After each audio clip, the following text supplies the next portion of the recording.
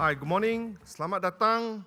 I would like to welcome my guest of honor, Datuk Safa Untung, Director Sabah Land and Survey, Datuk Sabuddin Abdul Manan, Timbalan Pengarah Jambatan Sumber Strategikal dan Teknologi, Datin Rosita, Tahap Pengarah for Jambatan Penerangan Wilayah Persekutuan, John Elvisco, Timbalan Ketua Pengarah JUPEM, BRISBANE, Dr. Zamri, Muhammad Rabat, Pengarah for BGSP, Tuan Haji Muhammad Rafi Abdullah, Setiausaha Majlis Bandaraya Iskandar Puteri, Encik Radif Koning, Setiausaha Majlis Perbandaraan Keluang, Dr. Masran Suruwono, Dean for the GIS in UiTM, Mr. Brett Bandok, Managing Director for Esri Australia and South Asia Group, and Mr. Leslie Wong, Managing Director for Esri South Asia, East Asia, my boss. so, selamat datang, Datuk-Datuk, Datin-Datin, Tuan-Tuan, Puan-Puan, and to my friends and partner. This is our largest UC we have ever had, I think, for Esri Malaysia. Yeah, thanks for coming. I think.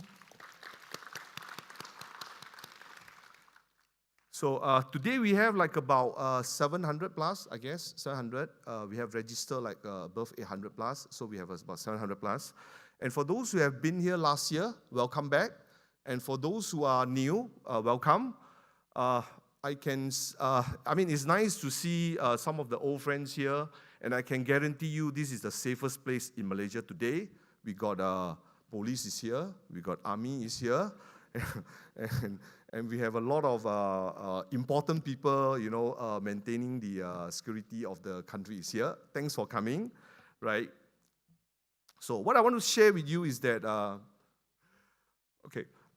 as you may find ourselves on the edge of a new technology frontier, advances in technology are changing the way organizations operate. Now, locations-based analytics is increasingly playing a bigger role in driving up these transformations. However, technology, no matter how groundbreaking for transformation, is only as good as user. Last year, we actually looked at the science of where, if you all still remember, and the framework in which each of us work to apply the science of geography to drive insight. Today, we anchor in a concept we refer to as a smart city thinking, a mindset quite pervasive today that now all effort to engineer our urban and natural environment. So basically, if you look into it, it's like today, I think all of us, everybody would agree with me that this is something that we want in our life. We want to have a safer place to stay, and we want to be things to be efficient and livable, healthier, prosperous, and hopefully that all these things that we are actually hoping for, it can be sustainable. So this thought process and practice make us link the word smart nations, right? And the question is, what should we do next? So given the fast pace of the changes in our world, what should we do next? There are lots of interesting actions occurred. But for us, in this room, it's about applying the power of digital geography to create a better future. We have to accelerate, keep moving, keep learning, keep understanding, and leverage our best technology and science, our best geographic science, and our best holistic design thinking to turn this around to create both a sustainable and a better world. I'd like to share with you some of the different experiences that the GIS have contributed to our mankind, right? Especially on the world. I'd like to share with you on the world, around the world, that what have the GIS have actually contributed our mankind, right? One of the interesting things is the virtual BRISBANE. I'm not sure whether any one of you have been BRISBANE. My boss is from BRISBANE, yeah.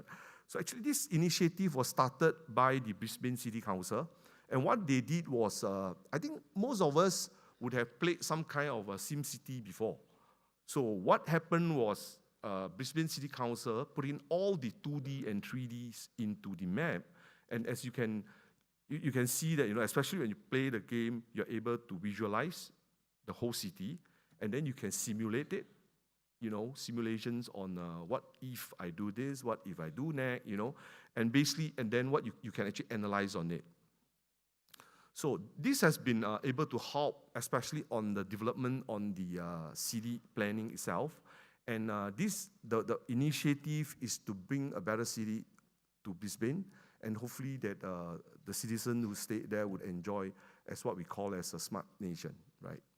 And other than that, if you look into the around the world, GIS has not only been used in a normal way as like what we do on the more planning. Sometimes actually things do happen.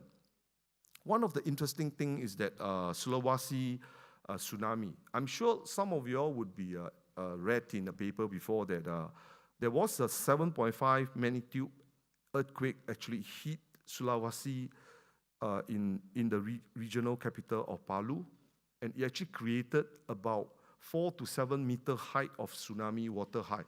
So you can imagine that 7 meters of water, it just washed into the city, and you can just imagine how bad the city is. And unfortunately, I think this thing make it even worse because that the alert system was not working. I'm sure you would have read it. Very unfortunate that the alert system was not working, and it actually affected about 75,000 of people living there, and there was a fatalities of about 2,100 of them. This is one of the largest, I think is the worst incidents earthquake incidents that happened in Indonesia, right? What happened was in the event of rescue, our colleagues in Indonesia are able to help the rescue team to build up a GIS portal and also a map-based dashboard.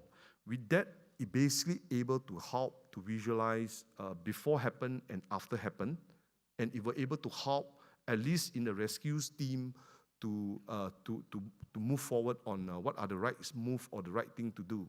So this has helped them a lot, especially on their rescue plan. And the next one, which I would like to touch on, one of the very high-profile case, the Thai cave accidents. I'm not sure whether, I think it's a very, very high published case. A lot of the worldwide people was actually involved in it. There is 12 football schoolboy, junior football team player with a coach. 13 of them was actually trapped in a cave. The cave, if you read in detail, it was very dark and the water is rising. And technically, if they need to stay there to wait for the water to subside, probably it may take them half month, probably a month. And I don't think anyone would like to stay in a dark cave without food and water for a month, right? And unfortunately, none of the boys know how to swim. I'm surprised anyway. I always thought that the young kid now, or first thing the parents send them is to swimming, right? But unfortunately, the 12 of them can't swim, right? And it make it much, much difficult. And one of the things that they find challenging was data. I'm sure you would have experienced as well that you never thought of collecting any data, especially some place where you don't normally work on, something that you don't normally think of, right? And fortunately, there was this British survey. They are able to provide the data of 2014 to 2015. And what my colleague in Thailand did was they actually set it up, and then they actually put up a portal, and they do a lot of simulations. The challenge is that the water in the cave was rising, and you do not know where the water coming from. Without the simulations, you may be able to clear, any water, and the water still come back. You know how it works, right? Especially the land and survey, people who are in land and survey. So without the GIS system, they were not able to get rid of the right water at the right time. And because of the data they have, and because of the technology and the GIS that they have, they're able to get rid of the water. And fortunately, all the boys and the coach was actually safe. Yeah, but unfortunately, there was one volunteer, met some accidents, and it's very unfortunate. So okay, yeah, and one of the interesting thing, that I would like to move on. Yeah, this is some of the picture that we thought, that to describe a little bit how long is the cave and where and how difficult it is to save without any help in technology. You just imagine that without technology, I think we would have a big challenge to actually to even save either one of the boys. Yeah. So the next very inspiring things that I would like to talk to is basically our founder, Jack Dangermond. I'm not sure whether how many actually know him or actually meet him. I think some of them have who actually attended some of the UC in San Diego would have met him. He's actually being called by a lot of magazines, and a lot of people would think that he's the godfather of GIS. He's the one who started GIS, he's the one who made GIS well-known, and he's the one who made GIS as friendly as today that most of us are able to do that, right? And as a person, he actually do more than that. What he did was he actually invest in one of the largest investment, which is 225 million, save an iconic slice of the California coastline. That piece of land was about 10,000 hectares. And it was donated to make it into a protected area.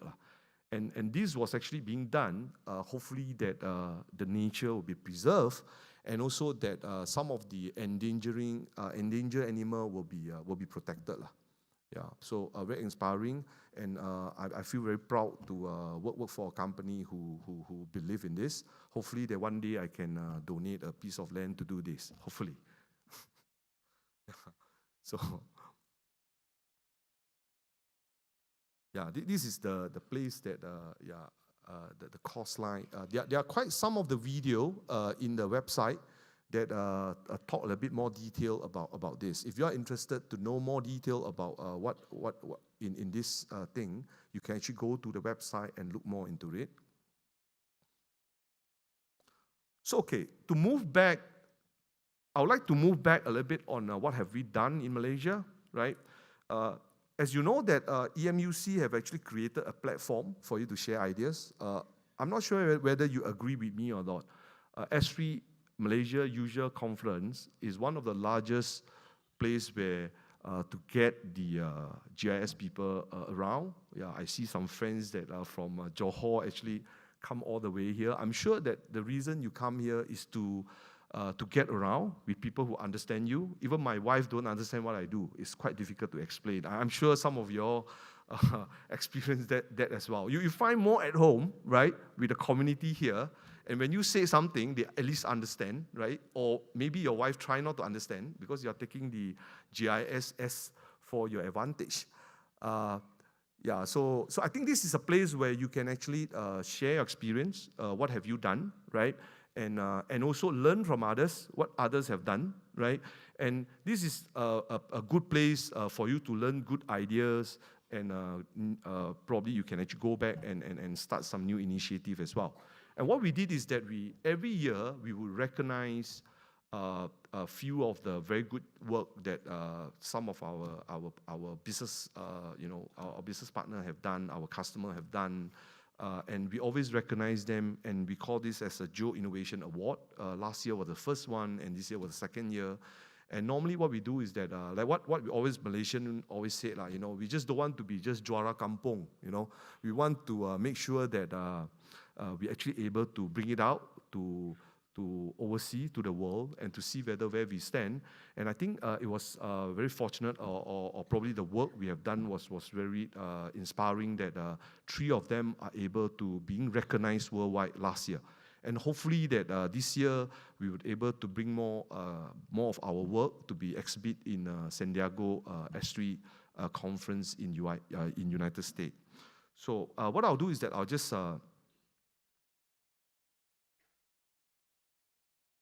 these are some of the work that last year we have done.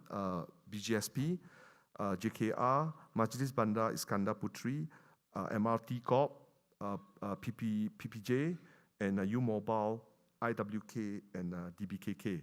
I'm not trying to talk on their behalf because they have a session to talk on their project. If I start to talk about the project, then they will come after me and say that, how can you do my work, So what I'm going to do is that I'm going to leave it. for the for them to actually share with you on the experience and how they actually benefit from GIS. Yeah, and as you know that I mean, in this world you're not able to work alone, and you are not able to be success without friends, partner, and you just cannot work alone. So I would like to share with you that we have worked with a lot of partners worldwide, a long list of them, right? And you can actually also see that we have a lot of partners outside there, the local partner. And I'm sure that some of our partners would have worked with you closely before, especially on certain things that you work with them. Please spend some time to understand what they actually do. The booth is outside. And one of those, or one of two of the one which I'd like to touch a little bit is basically Autodesk and SAP. I'm sure a lot of you all have heard of that we have a relationship, or so-called a partnership or collaborations with Autodesk, right? It's a very exciting collaborations. It is a win-win, and we see that there's quite a lot of synergy between two of us.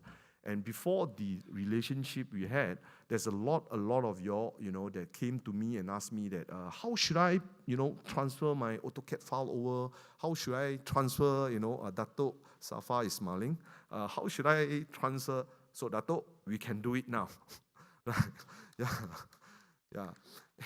And SAP, of course, all of you would know SAP. And yeah, we are looking into, I mean, we have a partnership, and we can actually work very closely with people like you who actually work on SAP. Okay, I wouldn't want to take up a lot of the time. There's still a lot of exciting things, a lot of things for us to share with you. And enjoy the conference, and hopefully that I will able to catch up with you and speak to you afterward. Thanks. I'll pass it back to MC.